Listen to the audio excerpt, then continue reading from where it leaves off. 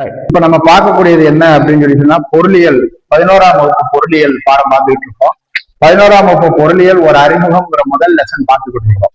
இந்த பொருளியல் ஒரு அறிவியல் அப்படிங்கிற ஒரு தலைப்புல கடைசியா நம்ம பார்த்தது என்ன என்பது பொருளியல் என்பது ஒரு கலை மற்றும் அறிவியல் அப்படிங்கிறத பார்த்தோம். அதாவது ஒரு சாரார் பொருளியலை கலையியல் என்று சொல்லுகிறார்கள், ஒரு சாரார் பொருளியலை இது அறிவியல் சம்பந்தமான பாடம் என்று சொல்கிறார்கள். இப்படி யார் யார் என்னென்ன மாதிரியான பாடங்கள்லாம் பார்க்கணும். இல்ல இது கலையியல் தான், அறிவியல் கிடையாது, ஏன்னா இது ஒரு வேதியியலை போல ஒரு ரிசர்ச் பண்ணி கண்டுபிடிச்சு சொல்றது கிடையாது அப்படிங்கிற ஒரு கான்செப்ட் சில பொருளியல் அறிஞர்கள் கூறுவதை எல்லாம் நான் பார்த்தோம். இப்பொழுது நாம் பார்க்கக்கூடிய தலைப்பு என்ன அப்படின்னு சொன்னா, பொருளியல் என்று சொல்லக்கூடியது இயல்புறை அறிவியல் மற்றும் நெறியுறை அறிவியல் அப்படின்னு சொல்றாங்க. இது அறிவியல் தான், ஆனா இயல்புறை அறிவியல் நெறியுறை அறிவியல் ரெண்டு டாபிக்கா சொல்றாங்க. அது என்ன இயல்புறை அறிவியல் அப்படின்னு சொன்னால் என்ன? இயல்புறை அறிவியல் என்று சொன்னால் உள்ளதை உள்ளவாறு சொல்வதுதான் இயல்புறை அறிவியல் என்று சொல்லக்கூடியது. இயல்புறை அறிவியல் என்று சொல்லக்கூடியது உள்ளதை உள்ளவாறு சொல்வதுதான் இயல்புறை அறிவியல் என்று சொல்லக்கூடியது. அதாவது ஒரு பிரச்சனையுடைய உண்மையினுடைய அதனுடைய அடிப்படை, ஒரு பிரச்சனை இருக்குதுன்னா ஒரு பிரச்சனையுடைய உண்மையின் அடிப்படையில அதன் காரணங்களின் மூலம் அதை ஆய்வு செய்கிறது. எடுத்துக்காட்டாக ஒரு பண்டம், நான் ஏற்கனவே சொல்லிடுறேன், பொருளாதாரத்துல ஒவ்வொரு விஷயத்தையும் பண்டம் என்றுதான் சொல்லுவோம். ஒரு பண்டம் என்று சொல்லும் பொழுது அது விலை ஏற்றத்தின் போது அது ஏன் விலை ஏறுகிறது என்பதை காரணத்தை ஆராய்வது இயல்புறை அறிவியல் வரக்கூடியது.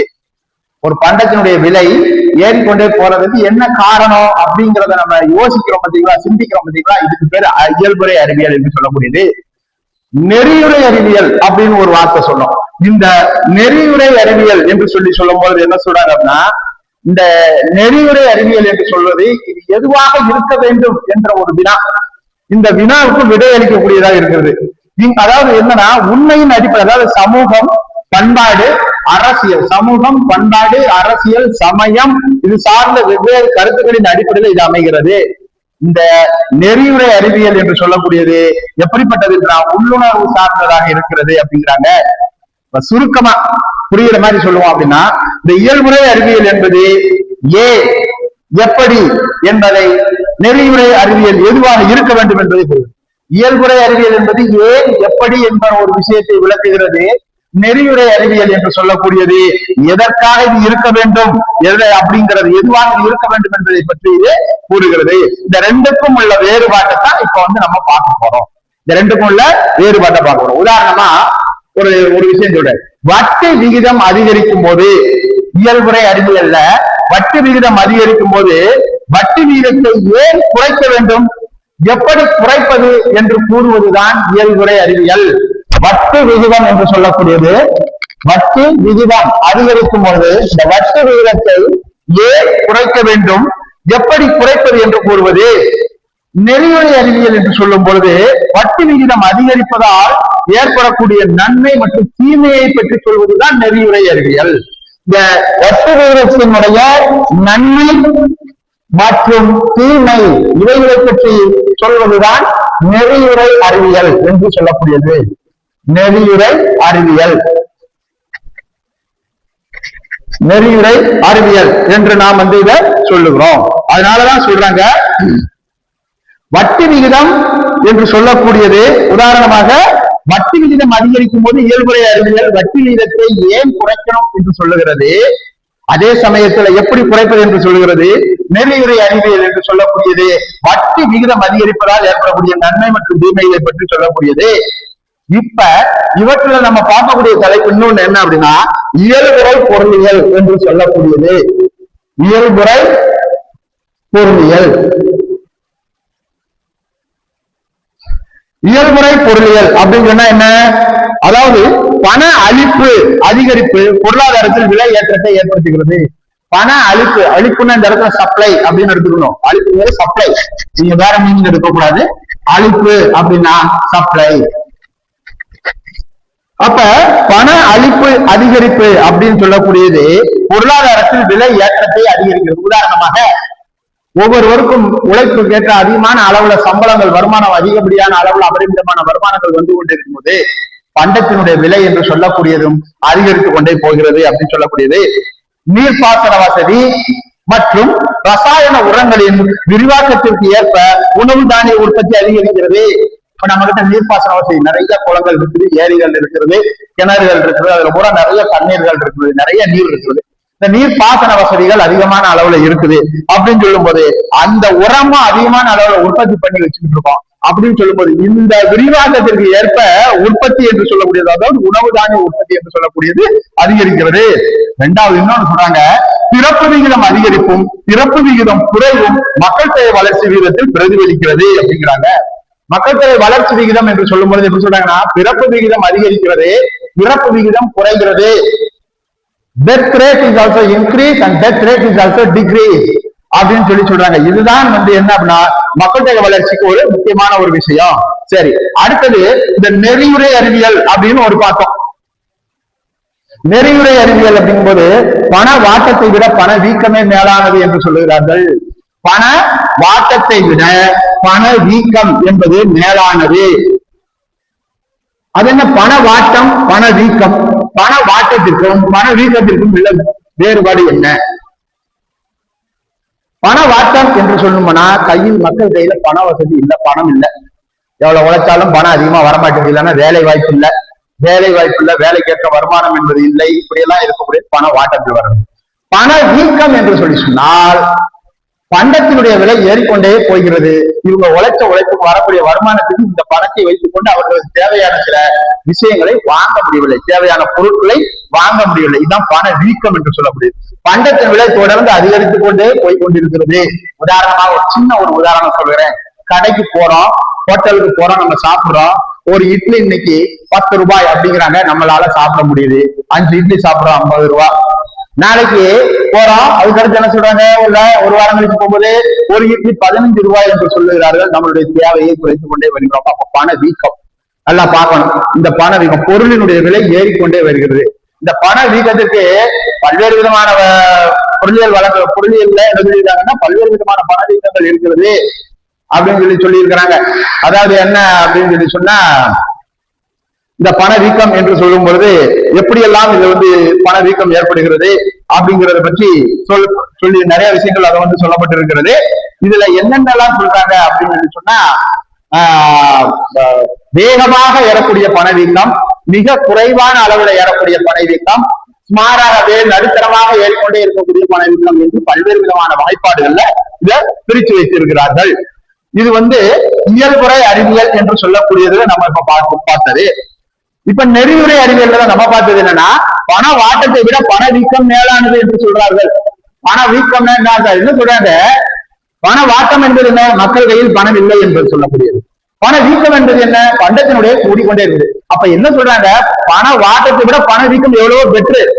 எப்படி கையில காசு இருக்கு, அட்லீஸ்ட் இந்த பொருளால் வாங்கக்கூடிய அளவுக்கு கையில காசு இருக்குது இல்ல, இதுனா கையில காசே இல்ல, பொருள் வாங்க முடியல, அப்ப நம்ம கஷ்டப்படுறோம்ல, அதனால இதை விட அது பெட்டர் அப்படிங்கிறாங்க. அதாவது பண வாட்டத்தை விட பண வீக்கம் மேலானது. வளர்ச்சி குறைந்த நாட்டில ஆடம்பர பண்டங்களை அதிகமாக உற்பத்தி செய்வது நல்லதா என்று சொன்னால் கிடையாது. பொருளாதாரத்திலே வளர்ச்சி குறைந்த நாடுகள் என்று சொல்லக்கூடிய சில நாடுகள் இருக்குது. உதாரணமாக ஆப்பிரிக்கா போன்ற நாடுகள் பொருளாதாரத்திலே வளர்ச்சி குறைந்த நாடுகள். இந்த வளர்ச்சி குறைந்த நாடுகள்ல ஆடம்பர பண்டம் என்று சொல்லக்கூடிய ஒரு பிரிட்ஜ், ஏர் கண்டிஷன், காரு, இப்படி பல்வேறு விதமான ஆடம்பர பண்டங்களை நாம் உற்பத்தி செய்கிறோம் என்று சொன்னால் அது பயனா என்று சொன்னால் அது பயனில்லை, அது நல்லதில்லை. அப்ப அத்தியாவசிய பண்டங்களை தான் அவர்களுக்கு அங்க உற்பத்தி செய்து கொடுக்கணும். ஏன்னா அந்த அத்தியாவசிய பண்டங்களையே அவர்கள் வாங்குவதற்கு சிரமப்பட்டுக் கொண்டிருக்கின்ற காலகட்டம் அப்படிங்கிறாங்க. செல்வம் மற்றும் வருமான பகிர்வில் உள்ள ஏற்றத்தாழ்வுகள் குறைக்கப்பட வேண்டும். செல்வம் மற்றும் வருமான பகிர்வில் உள்ள ஏற்றத்தாழ்வுகள் என்று சொல்லக்கூடியது குறைக்கப்பட வேண்டும். இது நெறிமுறை பொருளியல்ல சொல்லப்பட்டிருக்கிறது. அடுத்த தலைப்பு என்ன அப்படின்னா, பொருளியலின் அடிப்படை கருத்துக்கள். இப்ப இதுவரைக்கும் புரிஞ்சிருக்கும்னு நினைக்கிறேன். பண வாட்டம் என்பது என்ன, பண வீக்கம் என்பது என்ன புரிஞ்சிருக்கும் இல்லையா? இப்ப பொருளியலின் அடிப்படை கருத்துக்கள், பொருளியலின் அடிப்படை கருத்துக்கள் நம்ம பார்க்கக்கூடிய தலைப்பு என்ன அப்படின்னா, பொருளியலின் அடிப்படை கருத்துக்கள் என்று சொல்லக்கூடியது. பொருளியலின் அடிப்படை கருத்துக்கள் என்பது என்ன அப்படின்னு சொன்னா, மற்ற அறிவியல்களை போன்ற பொருளியலிலும் அதன் கோட்பாடுகளை விளக்கக்கூடிய சில கருத்துக்கள் இருக்கின்றன.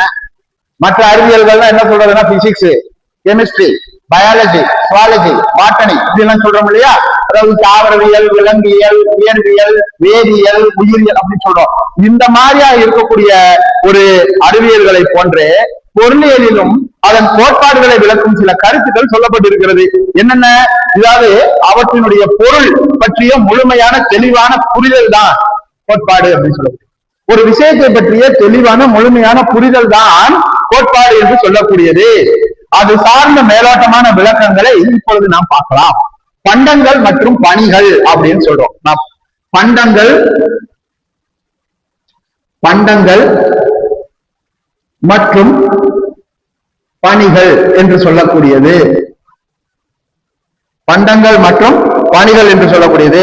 பண்டம் மற்றும் பணிகள் ஆகியவை இரண்டும் மனித விருப்பங்களை பூர்த்தி செய்கின்றன. பண்டம் மற்றும் பணிகள் இரண்டும் மனிதனுடைய விருப்பங்களை பூர்த்தி செய்கின்றன. பொருளியலில் பண்டங்கள் என்பது குறிப்பிட்டு சொல்லப்படாத வரை பணிகளையும் சேர்த்து பண்டங்கள் என்று நாம் சொல் குறிக்கும். நல்லா கேட்டுக்கணும். பண்டம் மற்றும் பணிகள் நான் ஏற்கனவே சொல்லியிருக்கேன். முதல்ல பண்டம் மற்றும் பணிகள் தான் சொல்லணும், பணிகள்னு பிரிச்சு சொல்லக்கூடாது.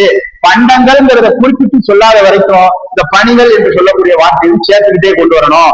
அப்ப பண்டங்கள் என்று சொல்லக்கூடியது என்ன அப்படின்னா, பண்டங்கள் மற்றும் பணிகள் ஆகியவை இரண்டும் மனித விருப்பத்தை பூர்த்தி செய்யக்கூடியவையாக இருக்க வேண்டும் என்று சொல்லுகிறார்கள். சரி, இந்த பண்டங்களை எப்படி வகைப்படுத்தி வைத்திருக்கிறார்கள்? இந்த பண்டம்னு சொன்னீங்களே சார், இந்த பண்டங்களை எப்படி எல்லாம் வகைப்படுத்தி வைத்திருக்கிறார்கள்?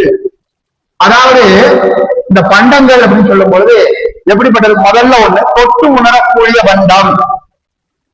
முதல்ல ஒன்று தொட்டு உணரக்கூடிய பண்டம், தொடு உணர்வு மூலமாக புரிந்து கொள்ளக்கூடியது உணரக்கூடிய பண்டம் என்று சொல்லக்கூடியது. அது தொட்டு உணரக்கூடிய பண்டம். இங்கிலீஷ்ல சொன்னா tangible goods அப்படின்னு சொல்லுவாங்க.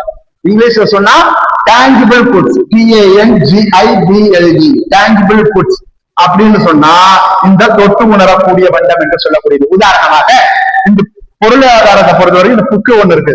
இந்த புக்குங்கிறது ஒரு பண்டம். இந்த பண்டம் என்பது நாம் தொட முடியுது, பார்க்க முடிகிறது, தொட முடிகிறது, எடுத்துக்கிட்டு வைக்க முடியுது, எல்லாம் பண்ண முடியும். அப்ப இது தொட்டு உணரக்கூடிய பண்டம், பொருளியல்ல. சரி, இன்டான்ஜிபிள் குட்ஸ்ன்னு வேற ஒண்ணு சொல்றாங்க. ஒண்ணு தொட்டு உணர முடியாத பண்டம் என்று சொல்லுகிறார்கள். தொட்டு உணர முடியாத பண்டம் என்று சொன்னால் என்ன? உதாரணமா நம்ம ஒரு ஹோட்டலுக்கு போறோம், சாப்பாடுக்கு போறோம், சாப்பிடுறதுக்காக போறோம். அங்க போன உடனே டிஃபன் கேட்கிறோம், என்ன டிஃபன் இருக்குது? சர்வர் வேற யாரும் இட்லி, தோசை, பூரி, பொங்கல் சம்திங் சொல்றாங்க. அப்ப நம்ம என்ன சொல்றோம்? எனக்கு என்ன வேணுமோ அதை நம்ம ஆர்டர் பண்றோம், அவர் சர்வர் கொண்டு வந்து வைக்கிறாரு. இதில் நல்லா கவனித்துக் கொள்ள வேண்டும். நம்ம ஹோட்டலுக்கு போறோம், உட்கார்றோம், சர்வர் நம்ம கிட்ட என்ன வேணும்னு கேட்கிறாரு, நம்ம என்னென்ன வேணும்னு நம்ம ஆர்டர் போடுறோம், அவர் ஆர்டரை கொண்டு வைக்கிறாரு, நம்ம சாப்பிடுறோம், அதுக்கு முன்னாடி பில்ல கட்ட என்ன பண்றோம். இப்ப பொருளியல்ல அந்த சர்வர் வந்தாரா இல்லையா? அது ரெண்டாவது. இன்னொரு ஒரு விஷயம், இந்த குக்கிங், கிச்சன்ல வந்து குக்கிங் சமையல் பண்றாங்களே, இட்லி சமையல் பண்றாங்க, தோசை சமையல் பண்றாங்க, பூரி சமையல் பண்றாங்க, எல்லாம் சமையல் பண்றாங்க. இந்த பூரி தயார் பண்ணதுக்கு உண்டான ரா மெட்டீரியல் பயன்படுத்தி எல்லாம் செய்யறாங்க. அவங்க செஞ்சு கொண்டிருக்கும் பொழுது நாம நேரடியாக பார்த்து கொண்டிருக்கிறோம், அவ்வளவுதான். அடுத்த ஒரு செகண்ட் அதை பூரி எல்லாம் போட்டு முடிச்சு எடுத்தாச்சு. திருப்பி அந்த வேலையை உன்னால பார்க்க முடியுமா? முடியாது. திருப்பி அந்த வேலையை பார்க்க முடியுமா என்றால் முடியாது. இதுதான் தொட்டு உணர முடியாத பண்டம். அதாவது இங்கிலீஷ்ல சொன்னா இன்டான்ஜிபிள் கூட்ஸ். இதுவும் பொருளாதாரத்தில் பண்டம் தான். இதுவும் பொருளாதாரத்தில் பண்டம் தான். இதுக்கு இங்கிலீஷ்ல சொன்னா இன்டான்ஜிபிள் கூட்ஸ். சர்வர் வந்து உனக்கு சப்ளை பண்றாரு, அந்த நேரம் நீ பாக்குற, அடுத்த ஒரு அரை மணி நேரம் 3/4 மணி நேரம் திருப்பி அதே செயல்பாடு உன்னால பார்க்க முடியுமா என்று சொன்னால் பார்க்க முடியாது.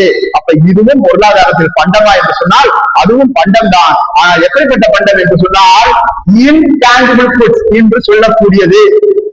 அதாவது தொட்டு உணர முடியாத பண்டம் என்று சொல்லக்கூடியது.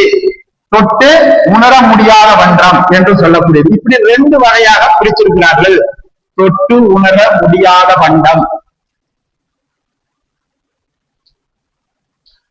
இப்படி ரெண்டு வகையாக பிரிக்கப்பட்டிருக்கிறது பண்டங்கள் அப்படின்னு என்று சொல்லக்கூடியது. இப்ப தொட்டு உணரக்கூடியவை உருவமுடையவை. இரண்டாவது, அவற்றின் வடிவத்தன்மைகள் நீண்ட காலத்திற்கு பாதுகாக்கப்படக்கூடியது. உதாரணமாக இந்த புஸ்தகம் என்பதற்கு தொட்டு உணரக்கூடிய பண்டம், இவற்றின் வடிவத்தன்மை என்று சொல்லக்கூடியது நீண்ட காலமாக பாதுகாக்கப்படக்கூடியவை. என்ன? அப்ப இது ஒண்ணு. இரண்டாவது, உரிமையாளரிடமிருந்து தனித்து காணப்படும் அந்த பண்டம் என்று சொல்லக்கூடியது. இப்ப உதாரணமாக நான் ஒரு செல்போன் வாங்கியிருக்கிறேன். அந்த செல்போன் என்பது தொட்டு உணரக்கூடிய பண்டம், tangible goods. அது ஒரு வடிவத்தை கொண்டதாக இருக்கிறது. அந்த வடிவம் என்று சொல்லக்கூடியது, இப்போ நான் காசு போட்டு வாங்கியிருக்கேன், இதுக்கு சொந்தக்காரர் யாரு? நான் தான்.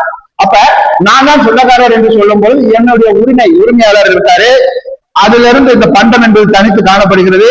சில நபர்களுக்கு இது சொந்தமானவை. செல்போன் யார் யாருக்கு ஒவ்வொருத்தருக்கும் ஒவ்வொரு விதமா செல் வச்சிருப்பாங்க. அதாவது அந்தந்த செல்போன் அவரவர்களுக்கு சொந்தமானவை. இந்த மாற்றக்கூடியவை என்று சொன்னால் மாற்றக்கூடியது. இந்த போன் எனக்கு பிடிக்கல, நான் வேற போன் வாங்கிக்கிறேன், இல்ல ஏதோ ஒன்று சொல்றேன், அந்த மாதிரி இந்த பண்டங்களை மாற்றலாம் என்று சொல்லுகிறார்கள். பரிமாற்ற மதிப்பு உடையக்கூடியது பண்டங்கள் என்று சொல்லக்கூடியது. புரியுதுங்களா? அதுதான் உதாரணத்துக்கு ஹோட்டல்ல சொன்னேன், போறோம் இட்லி வாங்குறோம், உற்பத்தி பண்றோம், இட்லி உற்பத்தி பண்ற ஒருத்தர் கேட்கிறாரு, இங்க இருந்து பரிமாற்றம், ஒரு ஆளுக்கு பரிமாற்றம், இங்க இருந்து பரிமாற்றம், யாரு முடிஞ்சு போச்சு. இப்படி இதெல்லாம் தொட்டு உணரக்கூடிய பண்டங்கள் என்று சொல்லக்கூடியதுல வரக்கூடியது. சரிங்களா? அடுத்து இந்த பண்டம் மற்றும் பணிகளினுடைய வகைகளை எப்படி எல்லாம் வகைப்படுத்துகிறார்கள்? பண்டம் மற்றும் பணிகளினுடைய வகைகள். பண்டம் மற்றும் பணிகளின் வகைகள். இந்த பண்டம் மற்றும் பணிகளின் வகைகளை எப்படியெல்லாம் வகைப்படுத்துகிறார்கள் என்று சொல்லக்கூடியது. ஒண்ணு, இலவச மற்றும் பொருளாதார பண்டம் என்று சொல்லக்கூடியது. இலவச மற்றும் பொருளாதார பண்டங்கள் என்று சொல்லக்கூடியது. இயற்கையில் அபரிமிதமாக கிடைக்கக்கூடியவை இலவச பண்டம். காற்று என்பதும் ஒரு பண்டம் தான் பொருளாதாரத்துல. சூரிய ஒளி என்பதும் ஒரு பண்டம் தான். இதுக்கெல்லாம் காசு கொடுத்து வாங்குறோமா? இல்ல. சூரிய ஒளியை காசு கொடுத்து வாங்குகிறோமா? இல்ல. அப்ப மனிதன் இவற்றை சொந்தமாக்குவதற்கும் பயன்படுத்துவதற்கும் எந்தவித செலவும் இதை செய்ய வேண்டியது இல்லை. ஒரு மனிதன் காற்றை சுவாசிப்பதற்கு காசு கொடுக்கிறோமா என்றால் இல்லை. உதாரணமாக காற்று மற்றும் சூரிய ஒளி கடந்த காலத்தில் இலவச பண்டங்களுக்கு தண்ணீரும் ஒரு உதாரணம் சொல்ல முடியாதுங்க. நல்லா புரிஞ்சுக்கணும். காற்று சூரிய ஒளி எல்லாம் இலவச பண்டம், பொருளாதாரத்தை பொறுத்தவரை இலவச பண்டம். கடந்த காலத்திலே தண்ணீரும் இலவச பண்டமாக இருந்தது. ஆனால் இப்பொழுது தண்ணீரை ஸ்கேர்சிட்டி ஆயிடுச்சு. தண்ணீரை விலை கொடுத்து வாங்கக்கூடிய நிலைமை வந்துவிட்டது. கேன் வாட்டர், மினரல் வாட்டர் விற்கிறாங்கல்ல, அந்த மாதிரி வந்து விட்டது. ஆனால் தற்போது தண்ணீருக்கு விலை கொடுக்க வேண்டி இருப்பதால் அதை இலவச பண்டமாக என்று நாம் கருதக்கூடாது. அப்ப நோபல் பரிசு பெற்ற மில்டன் ஃப்ரீட்மேன் என்று சொல்லக்கூடியவர், வேற என்னது? மில்டன் ஃப்ரீட்மேன் என்று சொல்லக்கூடியவர். இவர் ஒரு பொருளாதார வல்லுநர். இவர் என்ன சொல்றாருன்னா, இலவச உணவு என்பது எதுவுமே இல்லை. இலவச உணவு என்பது எதுவுமே இல்லையா அப்படிங்கிறாரு. அதாவது ஒன்றை இழக்காமல் ஒன்றை பெறுவது சாத்தியமில்லை என்று கூறுகிறார். ஒன்றை இழக்காமல் ஒன்றை பெறுவது என்பது சாத்தியமில்லை. இலவசம் என்பது எப்போதும் தனி மனிதனுக்கான அல்லது சமுதாய முழுமைக்கான செலவு. இலவசம் என்பது ஒரு தனி மனிதனுக்காக அல்லது ஒரு சமூகத்திற்கு உண்டான ஒரு செலவு. அப்ப இதனது செலவு உள்ளடங்கியுள்ளதை பொது பண்டங்கள் இலவசமாகவும் சிலருக்கு பணம் செலுத்துவதாகவும் கிடைக்கப்பெறும். பொதுவாக இருக்கக்கூடிய பண்டங்கள் சிலருக்கு இலவசமாகவும் சிலருக்கு பணம் செலுத்துவதாகவும் கிடைக்கக்கூடியது என்று சொல்லுகிறார்கள். இது பொருளியலில் பிற வாய்ப்பு செலவு என்று சொல்லப்படுகிறது. இது பொருளியலில் பிற வாய்ப்பு செலவு. சரி, நீங்க சொன்னீங்களே சார், சிலருக்கு இலவசமாக பொது பண்டம்னு சொல்றீங்க. அந்த பொது பண்டம் என்பது சிலருக்கு இலவசமாக கிடைக்கிறது, சிலருக்கு காசு கொடுத்துதான் கிடைக்கிறது அப்படின்னு சொல்றீங்களே, எப்படி அதை சொல்லுகிறீர்கள்? எப்படி என்று சொன்னால், உதாரணமாக இப்ப ரேஷன் கடைக்கு போறோம். ரேஷன் கடையில போய் நம்ம என்ன செய்யறோம்? அரிசிக்கு ரேஷன் கார்டு இருக்கு. அந்த ரேஷன் கார்டுல சில பேருக்கு என்ன சொல்றாங்க? அரிசி இலவசம். சில பேருக்கு என்ன செய்யறாங்க? அரிசி இலவசம். சில பேருக்கு சர்க்கரை இலவசம். சம்திங் ஏதோ ஒண்ணு எழுதுறாங்க இல்லையா, அதுதான் இலவசமாக கொடுப்பாங்க.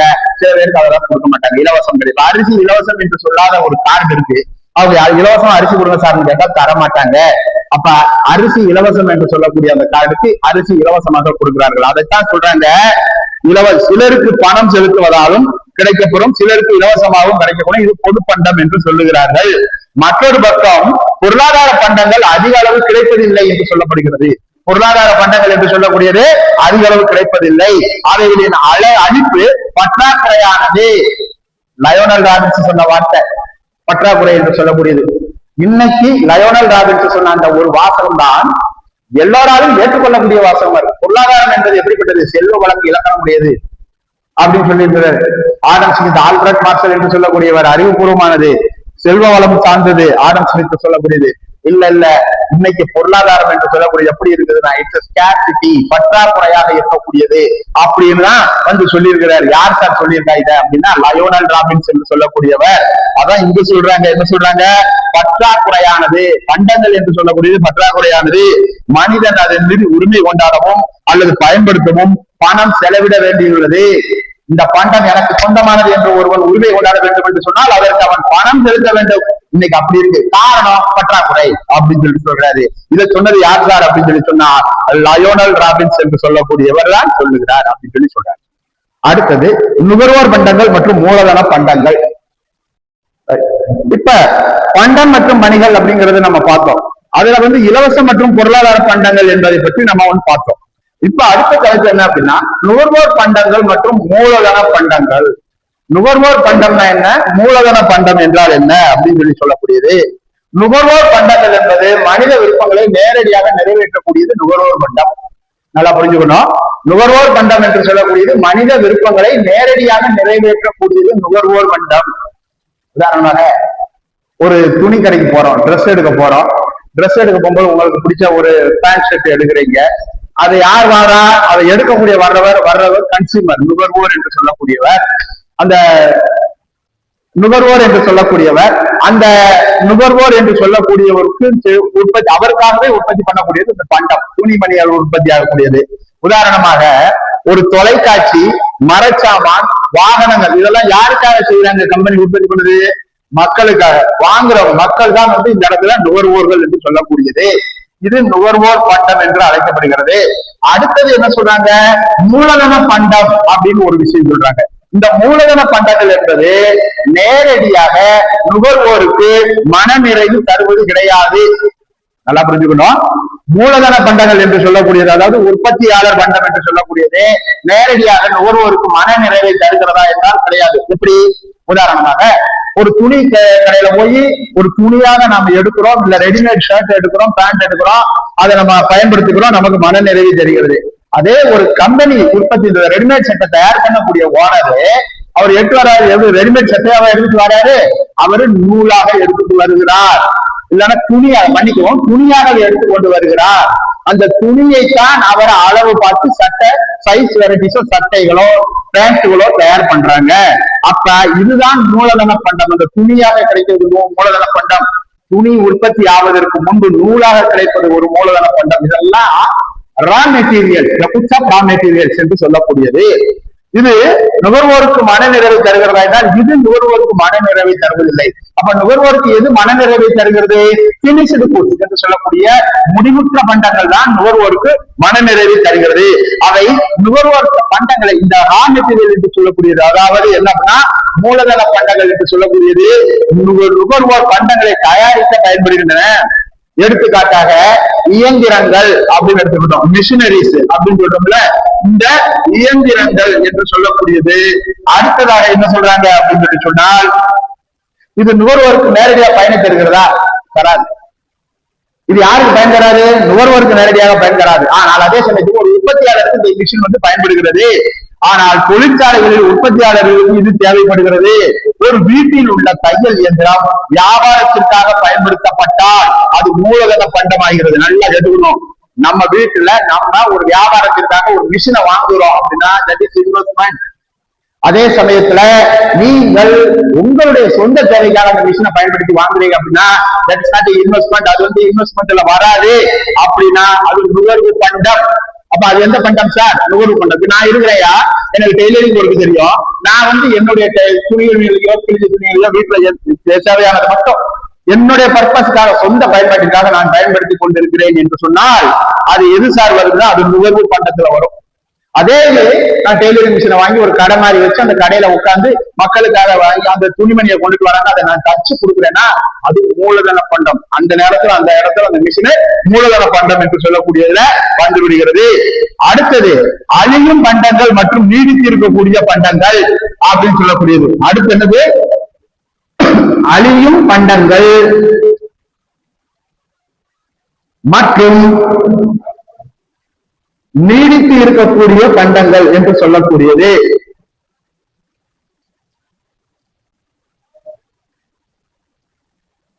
நீடித்து இருக்கக்கூடிய பண்டங்கள் அதென்ன? அழியும் பண்டங்கள் மற்றும் நீடித்து இருக்கக்கூடிய பண்டங்கள் என்று சொன்னால் என்ன அப்படின்னா விரைவில் அழியக்கூடிய பண்டங்கள் குறுகிய காலம் கொண்டவை, அவற்றின் ஆயுட்காலம் என்று சொல்லக்கூடியது மிகவும் குறைவானது. உதாரணமாக நீர் என்று சொல்லக்கூடிய விரைவில் பெரிஷபிள் இங்கிலீஷ்ல அதை என்ன சொல்லுவோம், பெரிஷபிள் ஃபுட்ஸ், அழுகக்கூடிய பண்டங்கள். மீன், பால், காய்கறிகள், பழங்கள் இதெல்லாம் அழுகக்கூடியது. இட்ஸ் பெரிஷபிள் ஃபுட்ஸ் என்று சொல்லக்கூடியது. இவை என்னது, உதாரணமாக மீன், பழங்கள், பூக்கள் போன்றவை நீடித்து இருக்காது, விரைவில் அழியக்கூடிய பண்டங்கள். அதாவது இதையெல்லாம் விடுத்து நீடித்து இருக்கக்கூடிய பண்டங்கள்னு ஒண்ணு இருக்குது. யாரு? டேபிள், சேரு, பீரோ, கட்டில், இவை எல்லாமே நீடித்து இருக்கக்கூடிய பண்டங்கள் என்று சொல்லக்கூடியது. இவை பண்டங்கள்ல ரெண்டு வகையாக இருக்கக்கூடியது. ஒண்ணு அழியும் பண்டம், இன்னொன்னு நீடித்து இருக்கக்கூடிய பண்டம். அழியும் பண்டம் என்று சொன்னால் பெரிஷபிள் ஃபுட்ஸ் என்று சொல்லக்கூடியது மீன், காய்கறி, பழங்கள், கீரைகள் இவையெல்லாம் அழுகக்கூடியது, கூடியவர்கள் சீக்கிரமா கெட்டு போகக்கூடியது. இது அழியக்கூடிய பண்டங்கள். நீடித்து இருக்கக்கூடிய பண்டங்களே சேரு, மேசை, நாற்காலி, பீரோ, கட்டுரு இவையெல்லாம் நீடித்து இருக்கக்கூடிய பண்டங்கள். இந்த பணிகள் அப்படின்னு சொல்றோம். அடுத்தது என்ன சொல்றோம் அப்படின்னா பணிகள் என்று சொல்லக்கூடியது. இந்த பணிகள் என்று சொல்லக்கூடியதுல பண்டங்களோடு சேர்ந்து பணிகளும் உற்பத்தி செய்யப்பட்டு நுகரப்படுகின்றன. சரி, பண்டம்னு சொன்னீங்க, ரைட். பண்டம் பணிகள்னு சொன்னீங்க, ரைட். ஏற்கனவே பொருளாதாரத்துல சொன்னீங்க. இந்த பண்டத்தோடு சேர்த்து பணிகள் அப்படின்னு சொல்றீங்களே, இதுவும் நுகரப்படுகிறது. நுகர்வோர் நுகர்கிறார்கள். அது எப்படி நுகர்வோர்கள் அதை எப்படி நுகர்கிறார்கள்? புலனாகாதவை முதல்ல நல்லா புரிஞ்சுக்கணும். பண்ட பணிகள்ல புலனாகாதவை, அதாவது பார்க்க முடியாதவை, புலனாகாதவை என்று சொல்லக்கூடியது. அடுத்தது என்ன செய்வது? பலதரப்பட்டவை. இந்த பணிகளை பிரிக்கிறோம், பலதரப்பட்டவை. அடுத்து என்ன சொல்றோம்? பணிகளை உருவாக்குவரிடமிருந்து பிரிக்க முடியாது அப்படின்னு சொல்றாங்க. இந்த பணிகளை உருவாக்குபவரிடமிருந்து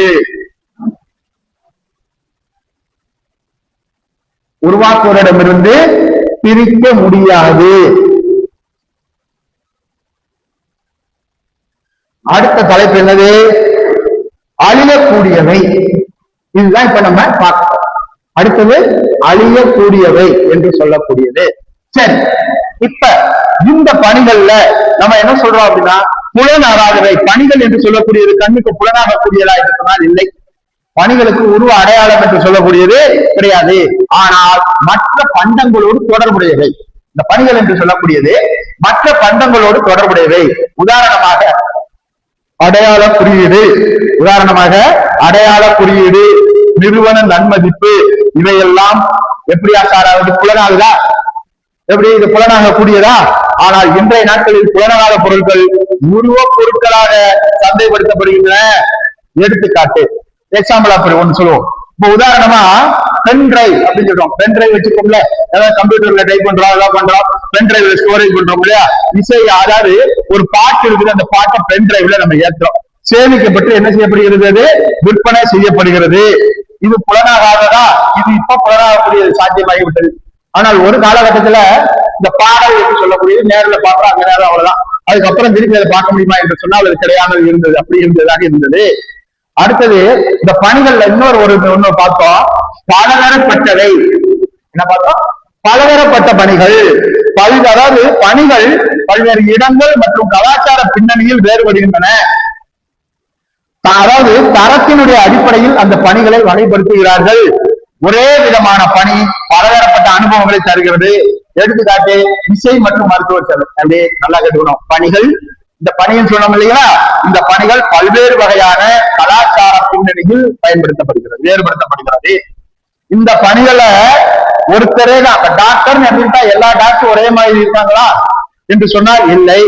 இசை என்று சொன்னால், இசை கலைஞர்கள் என்று சொன்னால் எல்லா கலைஞர்களும் ஒரே மாதிரியான இசைக்கிறார்களா?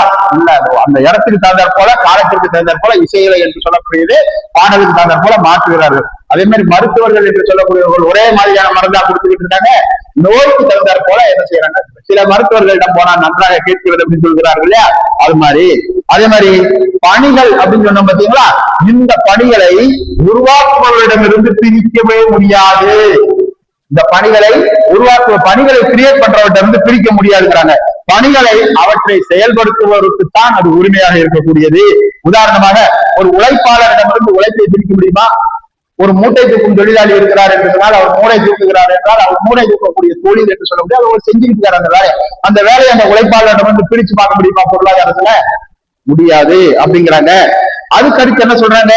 அழியக்கூடியவை, இந்த பணிகள்ல அழியக்கூடியவை பண்டங்களை போன்று பணிகளை சேமித்து வைக்க முடியாது. பண்டம் நான் ஏற்கனவே சொன்னேன், பீரோ, கட்டிலு, சேரு, இவையெல்லாம் பண்டங்கள் என்று சொல்லக்கூடிய வால்குலாட்டு, இவையெல்லாம் பண்டங்கள் என்று சொல்லக்கூடியது. இந்த பண்டங்களை சேமித்து வைக்கலாம், ஆனால் பணிகளை சேமித்து வைக்க முடியுமா என்று சொன்னால் கிடையாது.